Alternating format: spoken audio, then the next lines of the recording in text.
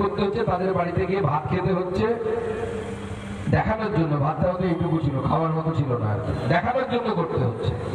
কিন্তু এই প্রশ্নটা কেউ জবাব দেওয়ার চেষ্টা করছে না যে তোমার 1 নম্বর রাজ্য যাকে তুমি এগিয়ে বাংলা বলো, সেই এগিয়ে বাংলা থেকে তোমরাই বলছো 60 থেকে 70 লক্ষ লোক অন্য রাজ্যে কাজ করতে যাচ্ছে। কেন যাচ্ছে তার কোনো জবাব তাদের কাছে নেই। কেন আমার 60 থেকে 70 লক্ষ মানুষের হাতে আমরা কাজ দিতে পারছি না?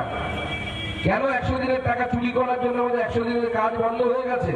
কেন শিল্প নেই? কেন কর্মসংস্থান নেই? আপনার যে ছেলেটি নিটে র্যাঙ্ক করে ডাক্তার হচ্ছে, সে হয়তো পশ্চিমবঙ্গে টিকে যাচ্ছে। যে জেই অ্যাডভান্স দিয়ে আইআইটিতে পড়তে যাচ্ছে, যে জেই মেন্স দিয়ে যাদবপুর বিশ্ববিদ্যালয়ে ইঞ্জিনিয়ারিং পড়ছে বা বেসুতে সেখানে ইঞ্জিনিয়ারিং পড়ছে, খোঁজ নিয়ে দেখুন তো লাস্ট 10 বছরে এই সমস্ত ইঞ্জিনিয়ারিং ইনস্টিটিউটে যারা প্রথম 5 জন বা 10 জন ছাত্র ছিলেন, লাস্ট 10 বছর বলুন 15 বছর বলুন, তারা কোথায় আছে? তারা তো ভারতবর্ষের শুধু নয়, পশ্চিমবঙ্গের একটা ক্রিম ব্রেন। খোঁজ নিয়ে দেখুন, যারা ইঞ্জিনিয়ারিং পড়ে যাদবপুর থেকে, বেসু থেকে, আইআইটি খড়গপুর থেকে বা অন্য আইআইটি থেকে যারা বিটেক করছে, তারা কেউ পশ্চিমবঙ্গে নেই। তারা সবাই পশ্চিমবঙ্গের বাইরে গিয়ে সেখানে তার বাড়ি ঘর সমস্ত কিছু করছে, সেখানকার অর্থনীতিকে, সেই রাজ্যের অর্থনীতিকে আরো উন্নত করছে। আপনারা যদি দেখেন 90% যারা টপার ইঞ্জিনিয়ারিং কলেজগুলোর পশ্চিমবঙ্গের, তারা সবাই এখন বেঙ্গালুরুতে অবস্থান করছে, কেউ গুজরাটে অবস্থান করছে। আমার ব্যাচমেট যারা ছিলেন তাদের বেশিরভাগ সেখানে অবস্থান করছে। আমি এখন বিবেকানন্দের মূর্তিতে মালা দিয়ে বেরোলাম, আমার মাস্টার মশাইয়ের সাথে দেখা হলো। তিনি আমাকে কেমিস্ট্রি পড়িয়েছেন আমার কলেজ লাইফে। বর্তমানে তিনি কলকাতাতে থাকেন।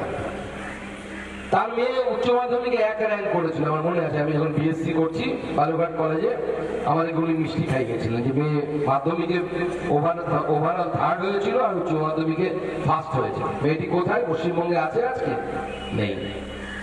এই বর্তমান পরিস্থিতি, পশ্চিমবঙ্গে চাকরি নেই।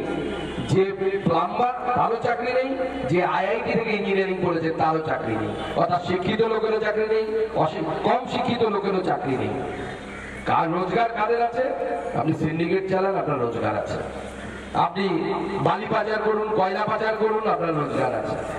সবাই তো কয়লা পাচার বালি পাচার করতে পারবে না। মনে মনে হৃদয়ে লাগবে তো, আমাদের আত্মঅভিমান আছে, আত্মসম্মান আছে। সবাই তো ভাইপো নয়, সবাই কয়লা পাচার গরু পাচার করতে পারবে না, আমরা পারবো না। আর সবাই ঘুগনি বেচতেও পারবে না। তাই আজকে আমাদের যে বর্তমান মুখ্যমন্ত্রী, তাকে একসময় অগ্নিকন্যা বলা হতো। বর্তমানে বাংলার মানুষ তাকে নিয়ে ইয়ার্কি করে বলছে তিনি অগ্নিকন্যা ছিলেন, বর্তমানে ঘুগনি কন্যা হয়ে গেছেন। তিনি ঘুগনি বিক্রি করার পরামর্শ দিচ্ছেন। এটা হচ্ছে বাস্তবিকতা পশ্চিমবঙ্গে। তাই আমি আমার বক্তব্যকে দীর্ঘায়িত করবো না, শুধু বাংলার যুব সমাজকে বলবো, দেখুন আজকের দিন হচ্ছে আমাদের শপথ নেওয়ার দিন। কিসের শপথ? শপথটা হচ্ছে বিবেকানন্দের বাংলাকে ফিরিয়ে আনার জন্য। অনেকে বলেন বিজেপির হিন্দু ধর্ম মানি না, অন্ধা ধর্ম। আমাদের মুখ্যমন্ত্রী বলেছেন আমরা বিবেকানন্দের হিন্দুত্বকে মানি, বিবেকানন্দের হিন্দু ধর্মকে বলি। তাদেরকে বলবো বিবেকানন্দ রচনা সামগ্রী একবার ভালো করে পড়ুন, রচনা সামগ্রী ভালো করে পড়ুন। বিবেকানন্দ কি বলে গেছে? রামকৃষ্ণ পরমহংস থেকে শুরু করে, ঠাকুর থেকে শুরু করে স্বামী বিবেকানন্দ পর্যন্ত বেদ বেদান্তর বাইরে একজনও একটা কথা বলেন। এমনকি স্বামীজি বলেছেন, যখনই কোনো আমাদের মধ্যে ধর্মীয় ভাবে কোনো কনফ্লিক্ট বা কিছু আসবে, বেদান্তকে ফলো করার কথা বলেছে। স্বামীজি সারা জীবন বেদান্তের কথাই বলে গেছে, বেদের নির্যাস যেখানে আছে, নতুন কিছু বলেননি। ভাই brothers and sisters of America, যেটা নিয়ে আমরা শুনি যে গোটা আমেরিকা অবাক হয়ে গেছিল, কার বাণী? বেদের বাণী। সব বেদ বলে গেছে আমাদেরকে, গোটা বিশ্ব আমার পরিবার, বসুধৈব কুটুম্বকম, আমাদের প্রাচীন শাস্ত্র বলে গেছে। আজকে সেই বিবেকানন্দের বাংলাকে ফেরত আনার প্রয়োজন আছে। আসুন আজকে আমরা সবাই শপথ নিই, এবং আমি বলছি বিবেকানন্দের বাংলা ফেরত আসার সময় হয়ে গেছে। আগামী দিনে বিবেকানন্দের বাংলা তৈরি।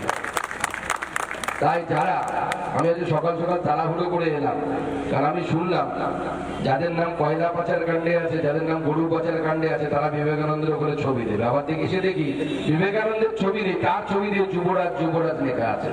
কোনো অসুবিধা নেই, আপনি যুবরাজ হোক না যাই হোক, গজরাজই হোক, আমরা সাধারণ মানুষ।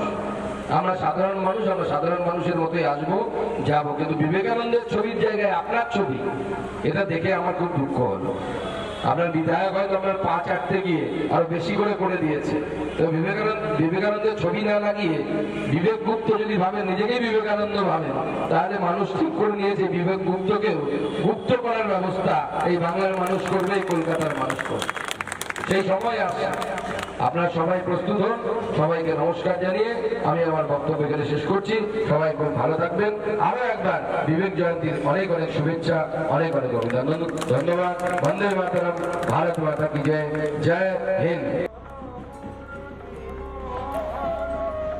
নানা ধরনের কন্টেন্ট দেখার জন্য লাইক করুন, শেয়ার করুন আমাদের ফেসবুক পেজ, সাবস্ক্রাইব করুন আমাদের ইউটিউব চ্যানেল।